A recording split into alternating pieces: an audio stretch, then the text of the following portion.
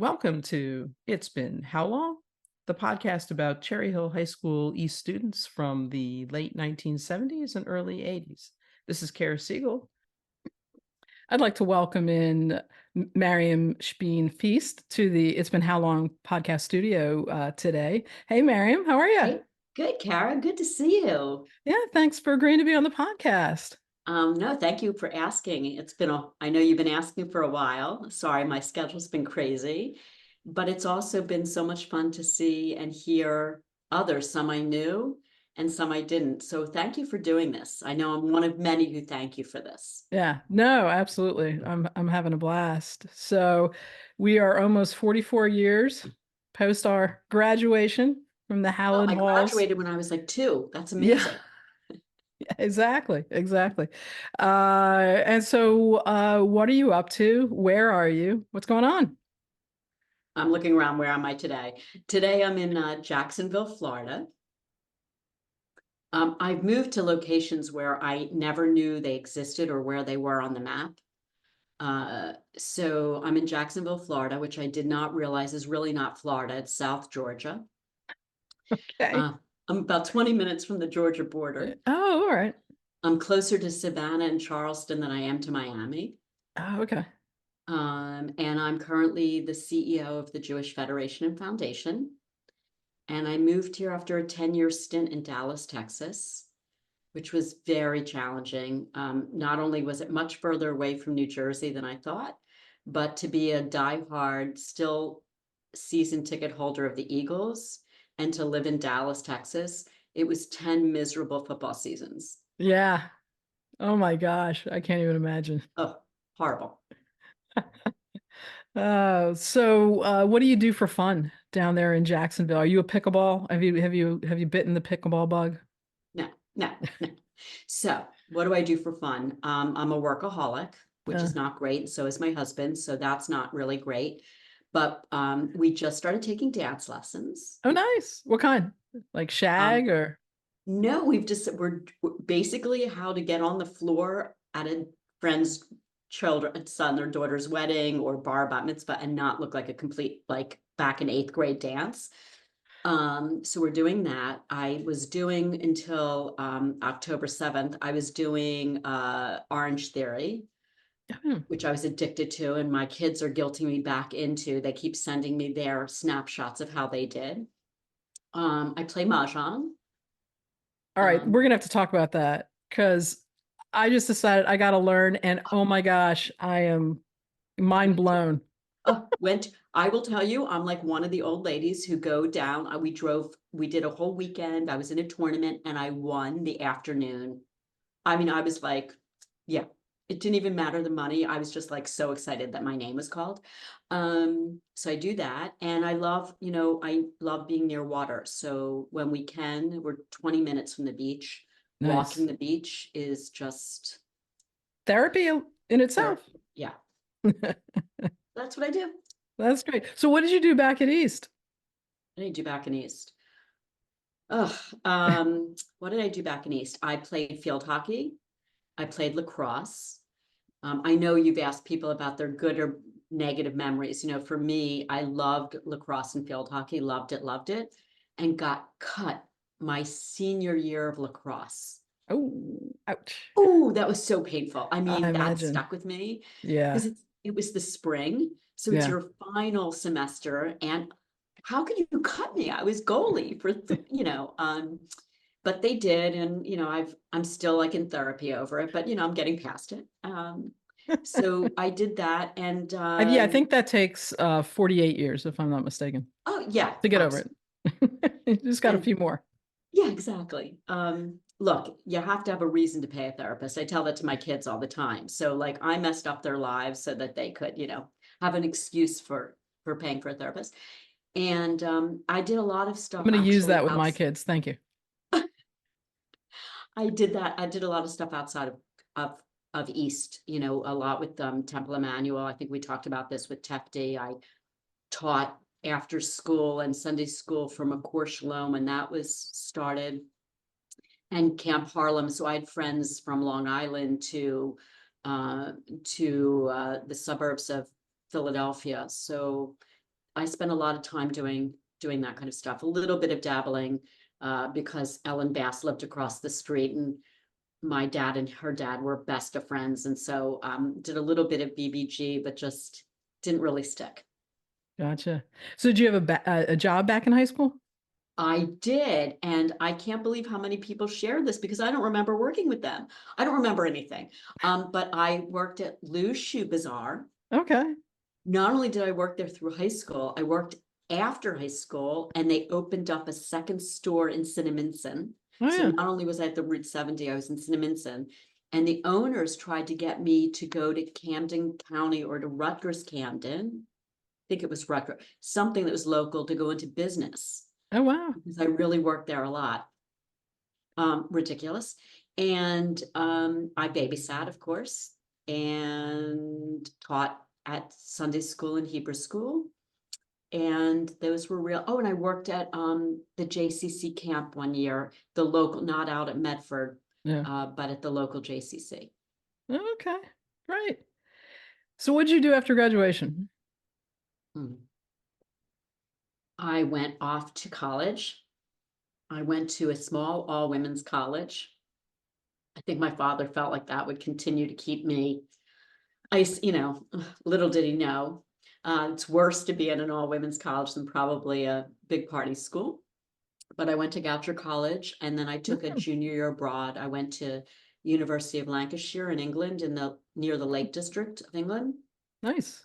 which was fabulous. I continued to play field hockey and lacrosse.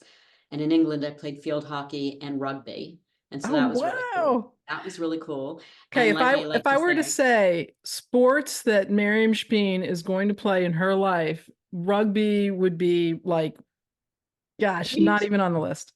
so it was really funny so I came from a small all women's college, and you signed up for your courses by literally filling out a piece of paper and handing it in. There were no computers. We had the typewriters that like automatically erased a mistake. That was like the big deal. That's how old we are. So meanwhile, at University of Lancashire, you had to register in this big gymnasium. Yeah. And all these kids started running to me saying, "You've got to be a hooker."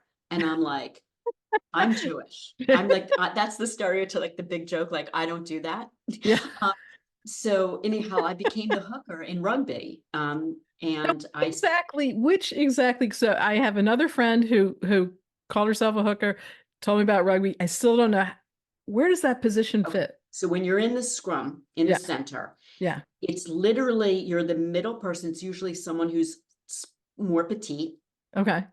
not petite size wise. I gained 20 pounds in England, but petite like height wise. And they literally lift you and you hook the ball. You're the hooker because you're supposed to kick the ball back, hook the ball back Okay. to your teammates. So Okay. it's like the Okay. center in basketball, but the complete opposite. Okay. Okay. Okay. So you go low, you got to be short. Got it. Because Okay. they kind of lift you up and you hook it, and you use, I'll never forget, after my first game, I woke up the next day and literally thought I had broken my neck, thought I Oh. was paralyzed, I couldn't move. You use parts of your body, muscles in your body that I didn't even know existed. It was crazy. That's awesome. Yeah, it was fun. Fun. Those were the good Uh, old days. yeah. Oh my gosh. Okay. So you did your 4 years at Goucher with a junior year in England, and then you came back. And where'd you go after graduation from college? So my father and so many kids knew my dad. It was so funny. They had such a different image of my dad. Like even at his funeral, people coming up going, "Oh my gosh, we loved your dad," or whatever. And I'm like, my brothers and I were looking going, "Is that the same person?" I mean, we loved my dad, but he was really very hard on, he was a type A dentist personality. And so when I wanted to go off to college, actually, I think it was Carolyn Corby. We were talking about going to University of Arizona, and then I wanted to go to like University of Florida, whatever. And I ended up at a small women's college because that's where my father told me he was going to pay for my college education. And so the same thing when I graduated college, I wanted to go into buying like for Bloomingdale's or Macy's. And he said, your grandparents didn't come from the schmata business for you to go back into it. So I went to work for a JCC. I was a youth and children's director for a JCC in Bucks County, Ben Salem. And they all kept telling me I should go get my master's in social work to move up. So I did. I found a UJ Federation of New York. We're giving out scholarships to Wurzweiler School of Social Work in New York. And so I went to 3 condensed, intense summers of social work school, and Wow. then worked for UJ Federation as my field placement for the year. It was called the Block Program. And I did that. Community organization, not therapy. I failed out of those sections. Yeah, I just still today, when people come into my office and they'll be crying, I have a thing in my back and it's of fig Newtons. I give them a fig Newton. Like, what do you want me to do with these tears? So yeah, so I did community I think organization. Fig Newtons are great therapy, by the way. Aren't they great? They're the best. So that's so, and then after I worked for them, and then my father, I was single, living in New York, and in actually in Westchester County, and my father said, it's time to come home. You're in your late 20s. I was so I came home, and they immediately retired to Arizona. But I started working for the Federation in South Jersey for 13 years, and that's how I met my husband and our friends. And I decided one day, when I was being mocked at a board meeting, because my husband and others were on the board mocking me, I realized that I either had to find new friends, a new husband, or a new job. So worked a lot in the Philadelphia area, and then decided after some personal losses Hmm. and realizing what was important to me and my career. And my husband was incredibly supportive, because he really redirected his career and gave up his career. And we moved to Dallas Hmm. and took 2 high school kids. So again, another reason for therapy, took 2 high school kids and moved them to Dallas, Texas. Wow. Yeah. Yeah, I know when you were back in South Jersey, my neighbor, Abby Belofsky. My sister from another mother. Yeah, yeah, yeah. Well, they moved in 2 doors down when we were in high school Mhm. and or junior high school, really. And I babysat for her kids from the time they were wee little beings. And now, like, I think one of them just turned 50 or something. I mean, I know. blew And my she's a mind. pediatrician, and I Yep. mean, yeah, I just saw Yeah. Abby. I was in Cherry Hill 2 weeks ago. Yeah. Oh, great. Great. All right. Now I've lost track. So, have you had the opportunity to travel? I know you've been to Israel a few times. And where do you travel in the country, out of the country? So that's one of the things I love about my job. I've had the fortune with my career of traveling all over the world. So just recently, I stopped counting after 25 times to Israel, and I was just Mhm. recently there in I don't even remember, January. And I've been before that, I was in Cuba. I've been Wow. to Poland, to Russia, to Argentina, to Spain, This is all for work. France, all for work.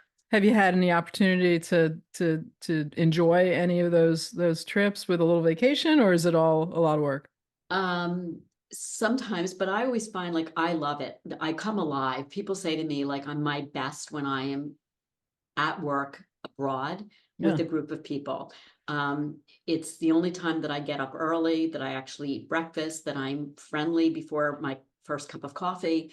I love that part of my job. And my husband, on the other hand, would be really happy to stay at home with our 2 dogs.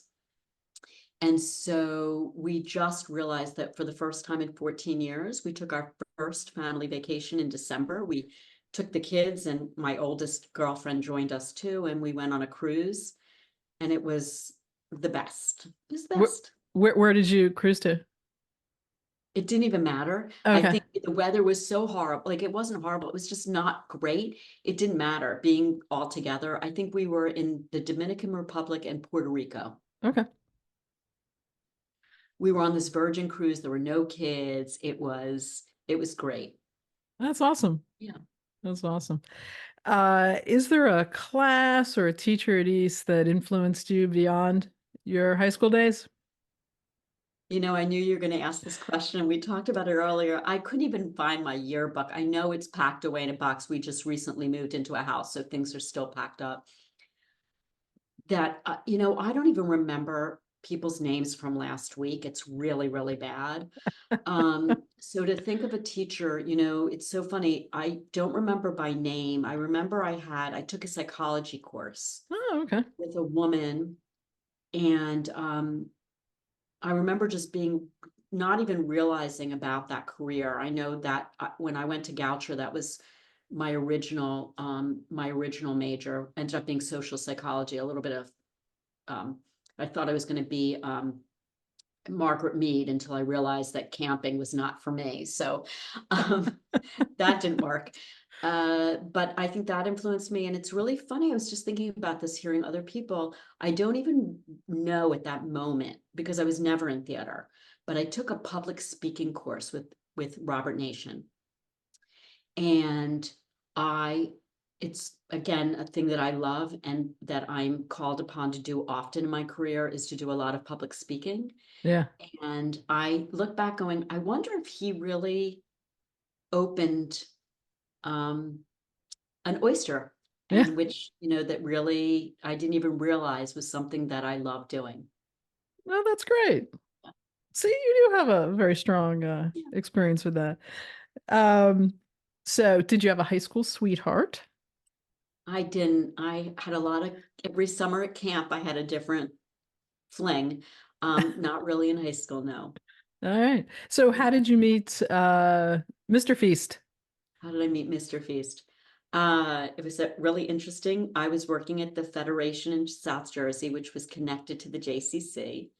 And I had these two older women who worked in the office who were intent on getting me married. And he was Your dad doing, put them up to it. no, my dad tried to convince me not to marry my husband. But it's really funny that before my father passed away, he had said of all of his children, he was probably closest to my husband. So it's interesting how things change. So we were set up on a blind date. However, I didn't realize he came to check me out before he would even agree to that. Stood me up for my first blind date because he was doing his field placement. He was at Penn School of Social Work, and he Okay. was doing his field placement at the camp and at the JCC. And he was delivering something, and it took him long. And this was before cell phones and all of that, and tells you how desperate I was. I was like nearing 30 and needed to, like, my biological clock was ticking. I actually went out with him again. Anyhow, that's how we met, and we just celebrated our 30th wedding anniversary. Mazel tov. Thank That's you. great. That's great. And so you have two sons? Two sons, two two-legged sons. We have two four-legged sons, and Ah, one that yes. we had to unfortunately let him cross over the bridge during COVID. We do a Uh, lot of rescue. Yeah, they're all rescues. oh, that's great. That's great.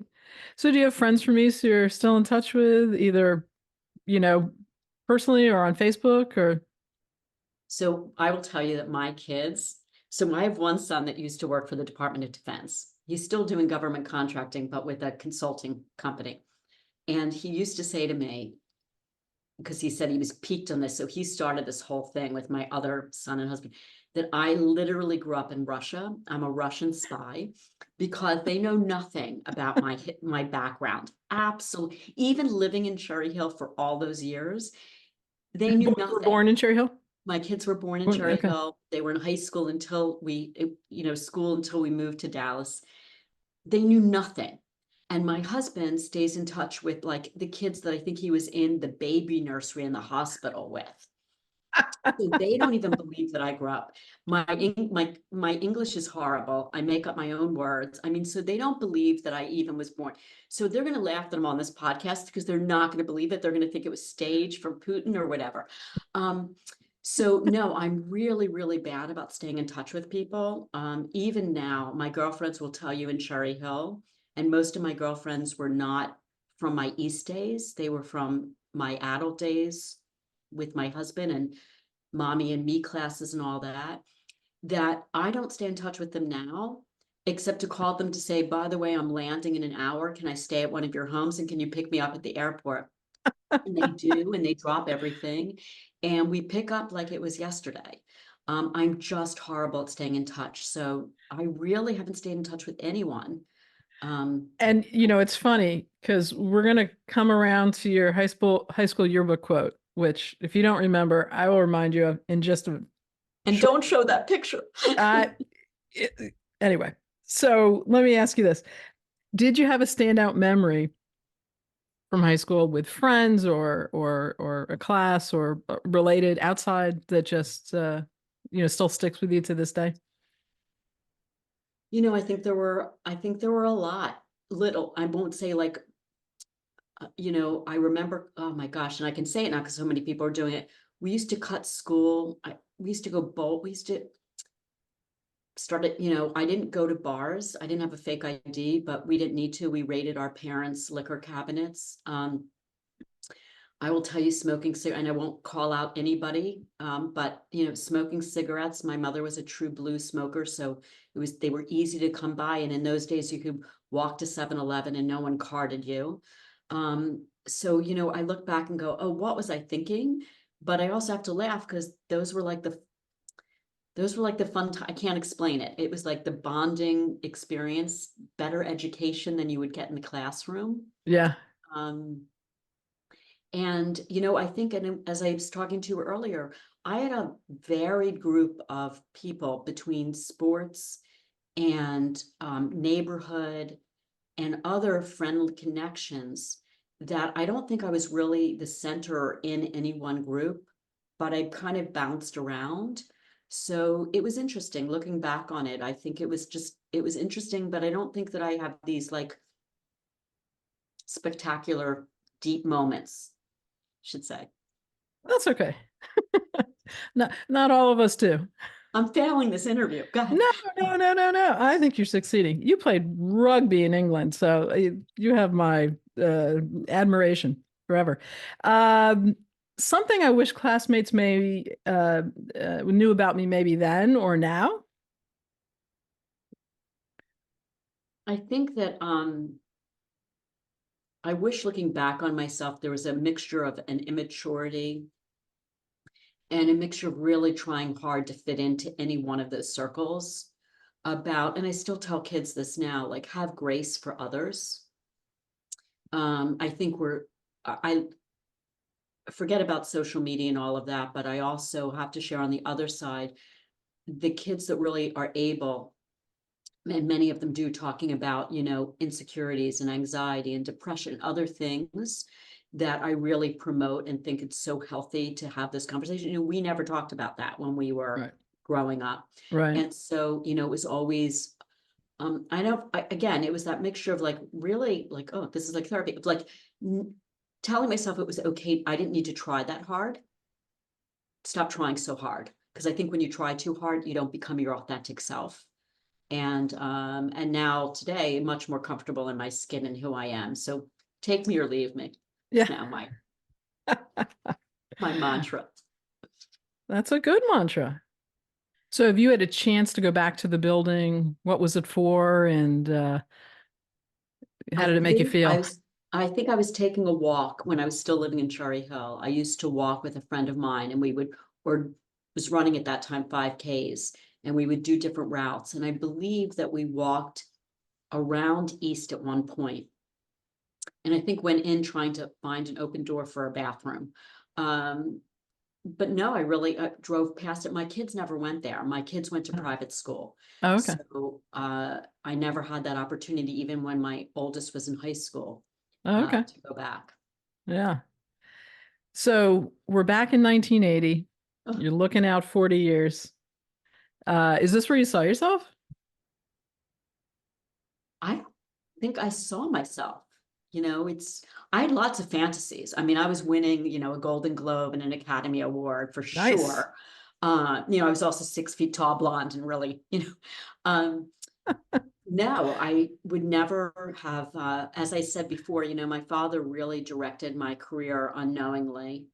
And so I never would have imagined that this is where I'd be, but I've had a really, um, I've had some ups and downs, but I've had a really blessed life. So I'm very grateful.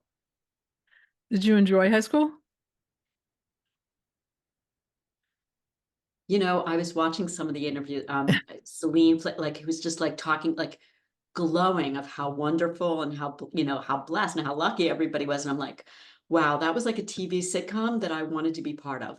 Um, I think I was so uncomfortable in my own skin that I don't think it Mm. was East. I don't think it was the people. I think I'm much better in smaller, even today, in smaller gatherings. And I'm one of those people that vote that we were close to 1,000 graduating. That's what I tell people. My Yeah. graduating class was larger than my entire college Yeah. was in Wow. students. So I think it was big to navigate, and I was just really, yeah, I had my own insecurities. Yeah. So then that goes to the advice you'd give your 18-year-old self is Just be yourself. Just be yourself. It's the best thing. Say that today, every day. Yeah, yeah. just be authentic. Yeah. That's good advice for all of us at any time. All right, so we've reached our fast and furious finish. So did you have a favorite TV show, or did you have a favorite movie or a favorite book? Wow. Doesn't have Books, to be forget one of about it. each. Yeah. Books, forget about. Even to this day, I'm a horrible reader. Again, to the absolute dismay of my kids and my husband, who are read all the time. Uh, I was totally into movies and TV shows. Remember the Monday night movie of the week, Yeah. Brian's song, all the movies, I movie of just the week. taped Brian's song. My husband was like, "What are you doing?" I go, it's on. I haven't seen this in years. I need a good cry. I'm taping Brian's song."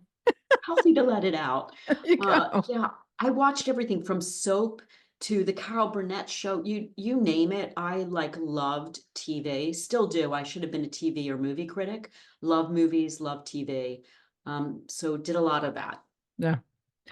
Favorite musical group, Mm. artist, genre? Still to this day, I have a very eclectic taste.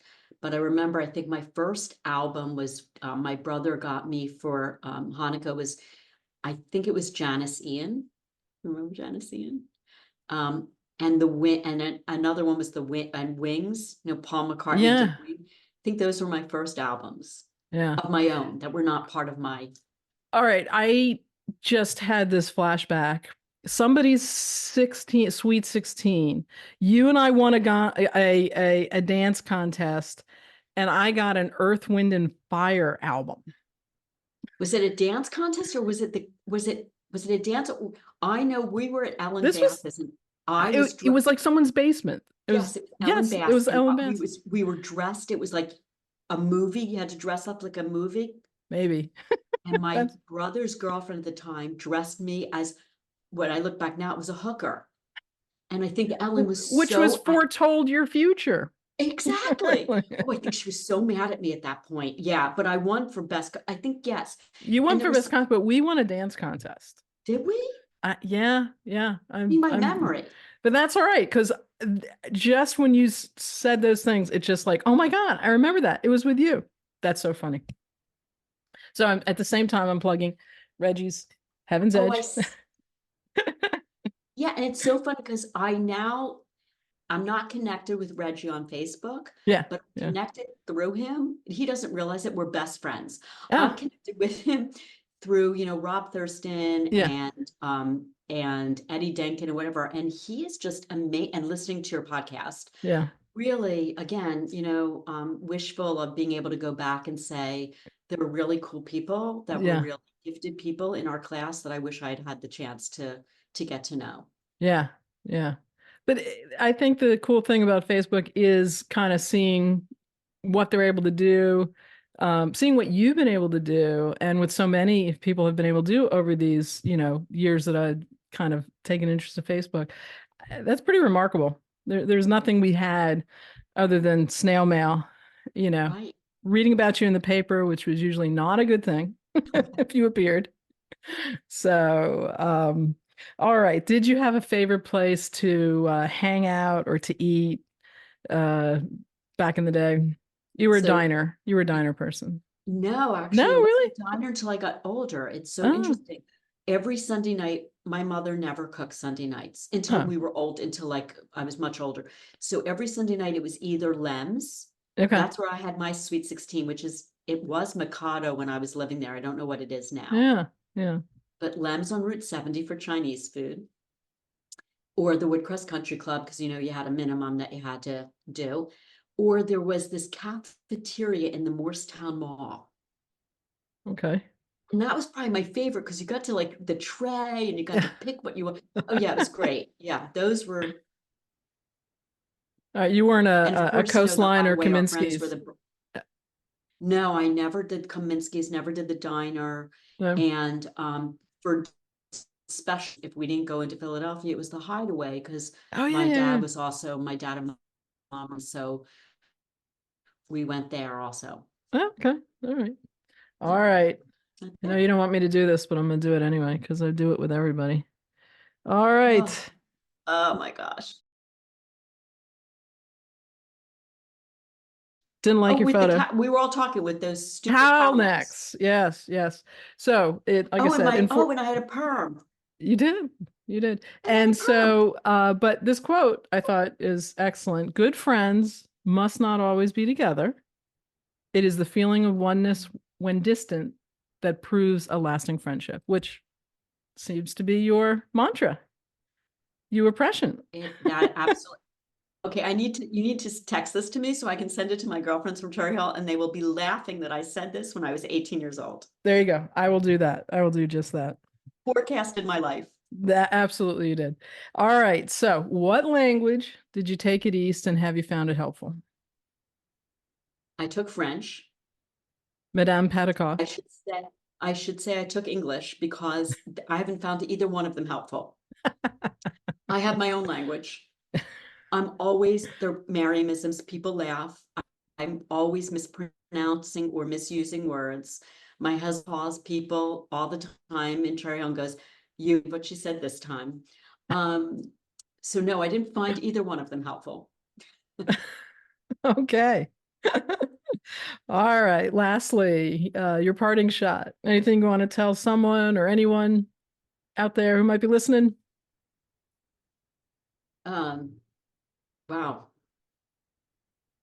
No, I just, I want to do a shout out, no guilt that they didn't do any shout outs to me. It's okay. To Rob Thurston, because I had someone who came up to me right after my son's or right before my oldest son's bar mitzvah and said, "You need to get on Facebook. Rob, people are looking for you from high school."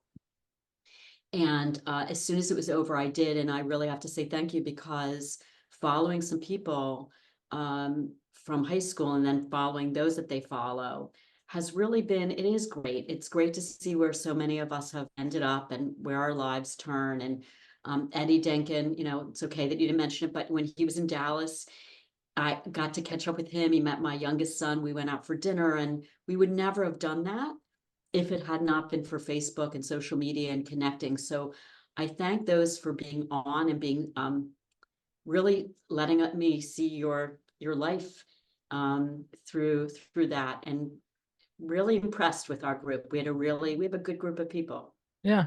Yeah.